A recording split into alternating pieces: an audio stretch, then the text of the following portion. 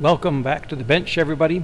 I'm going to introduce you to the Robotino View 2.8.4 software programming environment, and we're going to have a look at Robotino Sim. We're going to look at some basic instructions, how to load them in, how to connect them. We're going to bring up Robotino Sim and talk about how it works and how to integrate the view with the sim so programs that you create on the view can be used in the simulator. So starting with the view.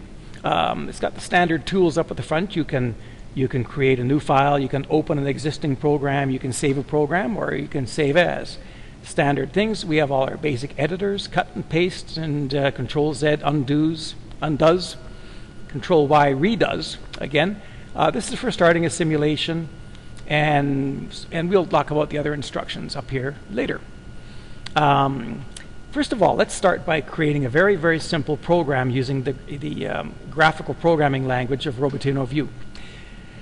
We have the function block diagram, which are basically the control instructions, the programming instructions. There's logic instructions, math instructions, and so on. And the second area here is the actual Robotino instructions. The Robotino instructions are the physical hardware on the Robotino, like the drive systems, the collision systems, the image systems, and those kind of things. So these are more instructions, and the Robotino lower area are more hardware. Let's start by using the hardware, and we'll just throw some motors up there. So the Robotino has 3 motors. You can see the motors, motor 1, motor 2, motor 3, in the Robotino. They're spaced 120 degrees apart, and they use omnidirectional wheels, so the Robotino can go any direction you want. So we have the 3 motors. You can see each of these inputs is defined beside the motors. We can change that by going to View. We can show connector values, which is the numbers that are going into these, or we can look at the connector descriptions, which describes the function of the inputs and outputs, or we can just turn it right off so we see nothing. So let's just leave it up under descriptions because that's a little bit more informative. Next thing we need to do is take the Omni drive, which is going to help control the robot, and we'll place it on the screen. Now we want to set motor 1, motor 2, motor 3 and connect them to the speed inputs of the 3 motors. So we're going to take this output and tie it to that input of motor 1, this output and tie it to that input of motor 2, and this output, and we'll tie it to that input of motor 3. Now I can use the mouse wheel to roll in, to zoom in and zoom out by rolling the mouse wheel. It looks pretty good. I can also scroll, pan left and right with the scroll bars on the side, up and down there. Okay, so let's control the motors in a fashion. So the best way to control the motor is to go to your input devices and bring up the control panel and drag it over here.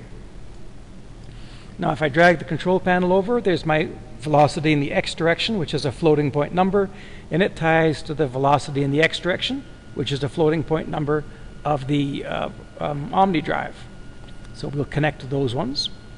So I click on the VY and connect it to, drag it over to VY, and click on the rotation, the omega, and drop it off. And now we have a little program that I can control my Robotino with. Just so we can see what the Robotino sees, let's put a camera in here too. So we'll go to Vision Systems, Image Systems, and there's the camera, and we'll just drop the camera down here.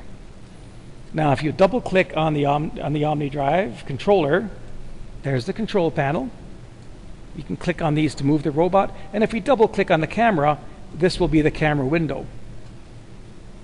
Alright, now what we need to do is open up the simulator and connect this program to that simulated robot. So if you open up the simulator, it's Robotino Sim Demo, you'll get a window that looks something like that. And there is your Robotino sitting in a virtual environment waiting for you to connect to it. So going back to the main program here, to connect to the simulator, we choose 127.0.0.1:8080. This is the IP address of the simulator. If you were connecting to a real robot, you would use the IP address of that robot, which is on the display of the robot when you boot it up. Okay, Now we click on this, which is the antenna. So we'll turn on the antenna, and we see the light is green. That means its batteries are 100%.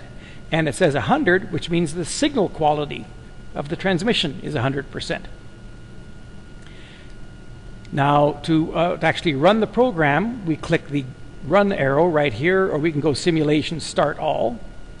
Let's just click on this one, and now we can see the camera sees what the Robotino sees. Now I'm going to just tab over to this. You can actually see the Robotino sitting in its environment. I'll just move this to the side so we can see the control window. And if I click on the arrows, you can see how I can control the Robotinos. I can rotate the Robotinos. The more I click, the faster it goes.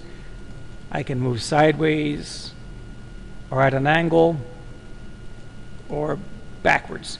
Now this controls the speed of the Robotino. So if I crank up the speed and tell it to move forward, it moves considerably faster.